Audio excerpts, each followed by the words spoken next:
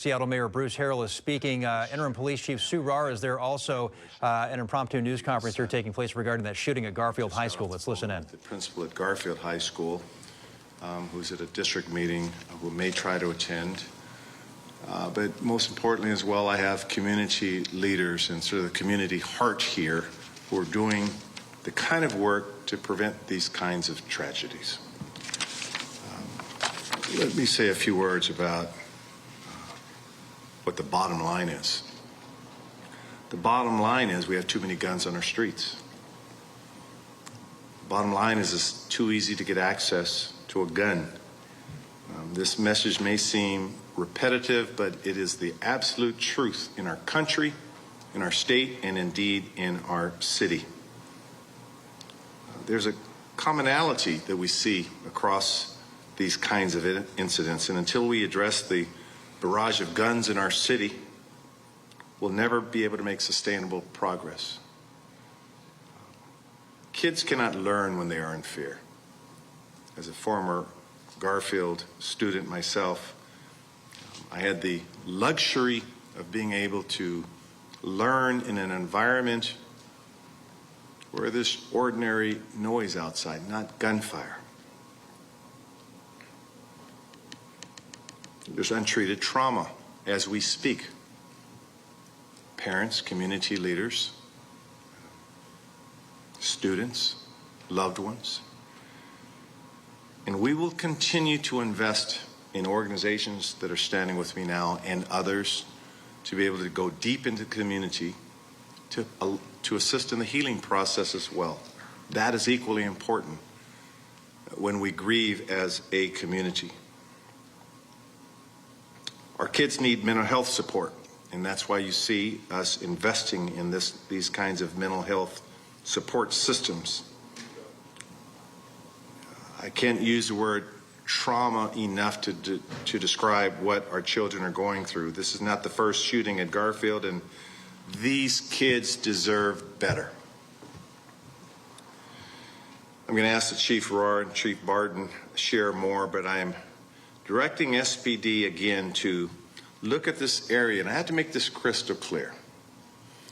When I ask for increased attention or increased patrols, it is not to over-police, it is to protect. It is to develop a bond with the community such that the community feels as though we have an investment strategy to protect them.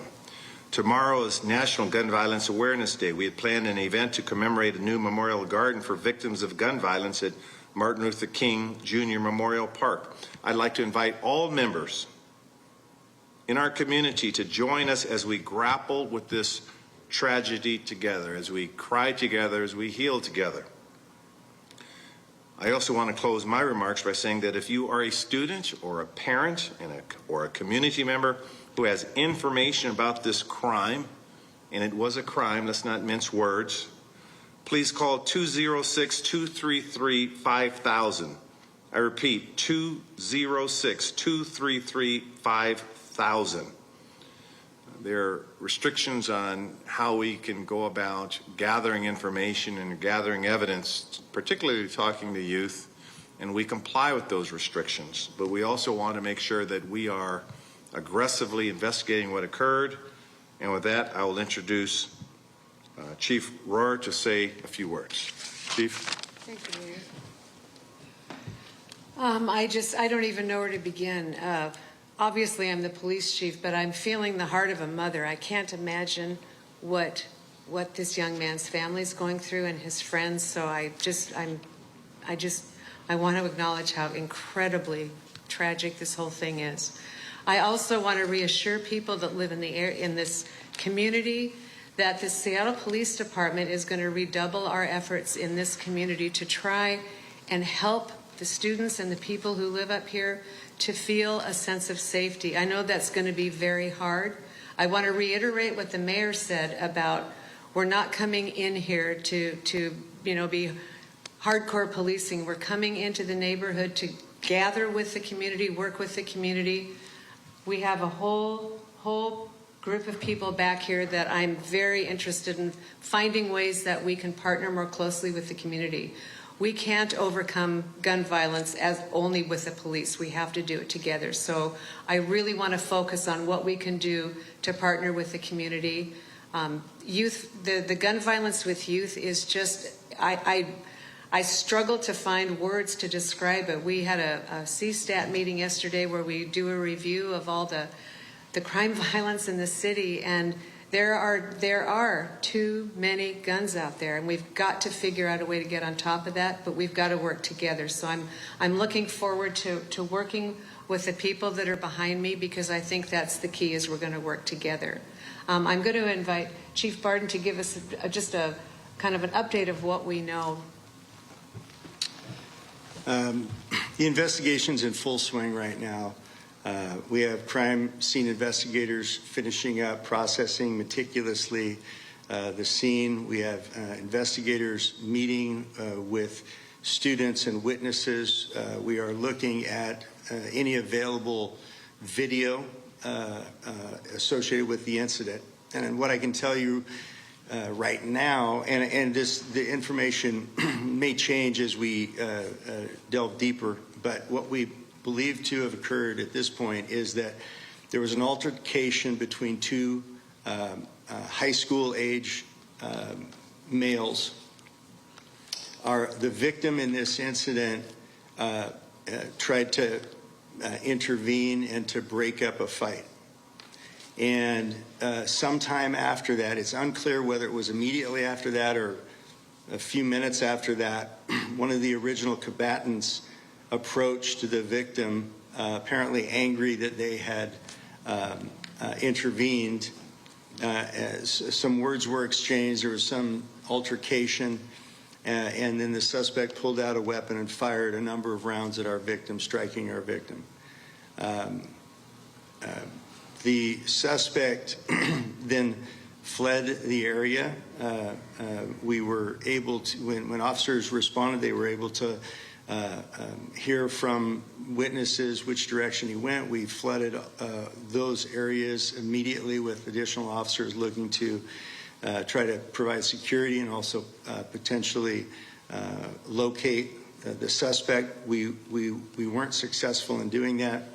I'm hopeful that as the interviews are continuing as we speak, that we will be able to identify the suspect, who again is described as a high school aged male, and we will keep you updated and informed once we hopefully make an arrest in this case.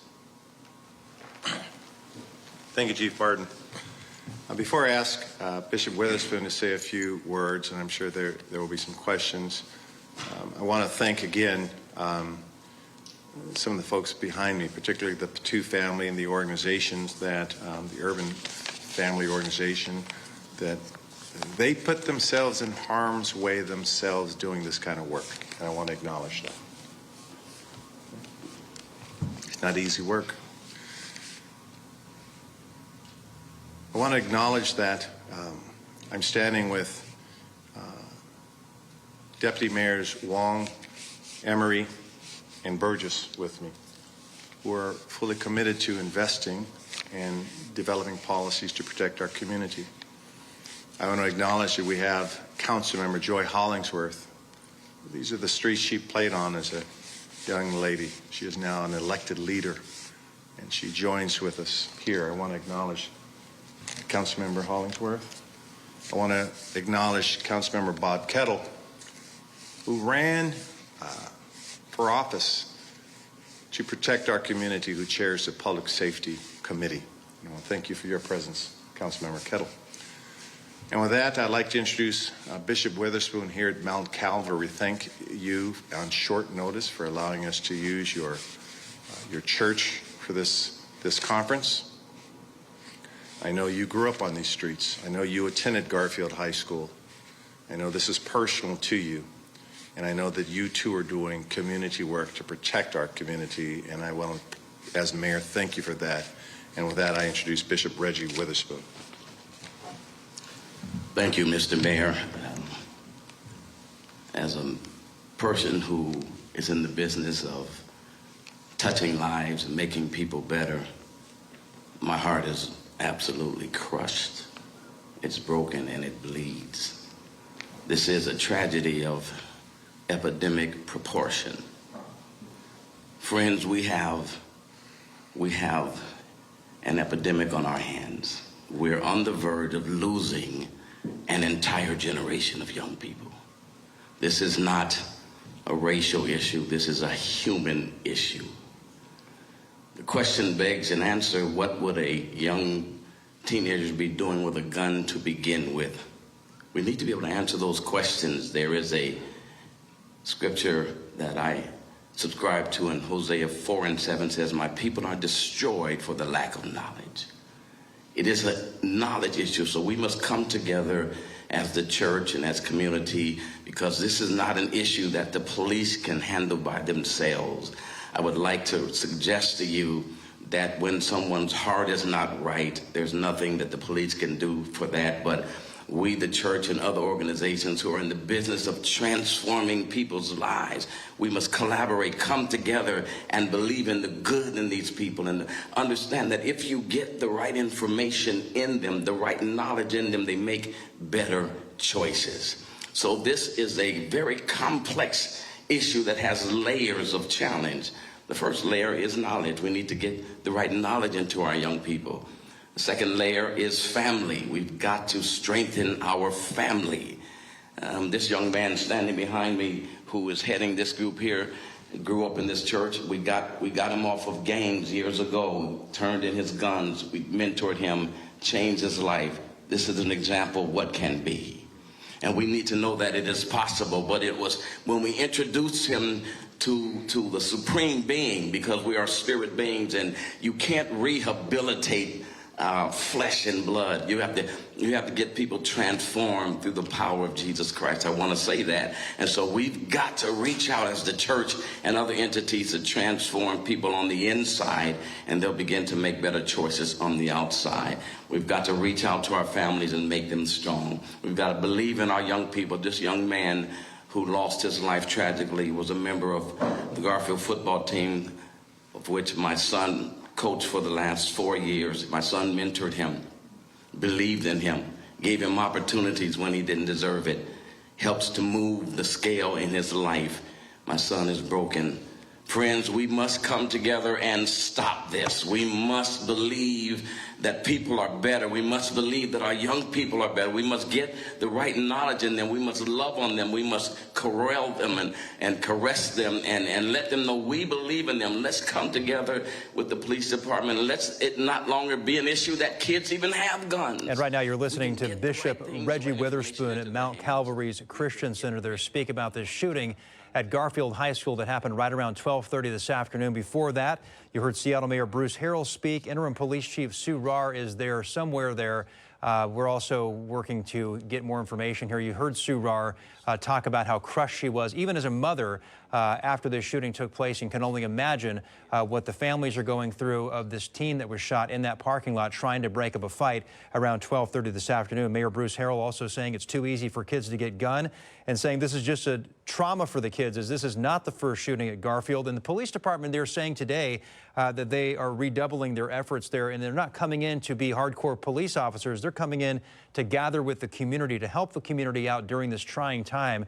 And it's something that clearly has plagued Garfield High School in the past. Another person shot in that area today. So we're working to gather more information as we watch this news conference. You see Mayor Bruce Harrell stepping back up to the podium. Stay with KOMO News through the evening and online at KOMOnews.com. We'll have all the latest for you right there.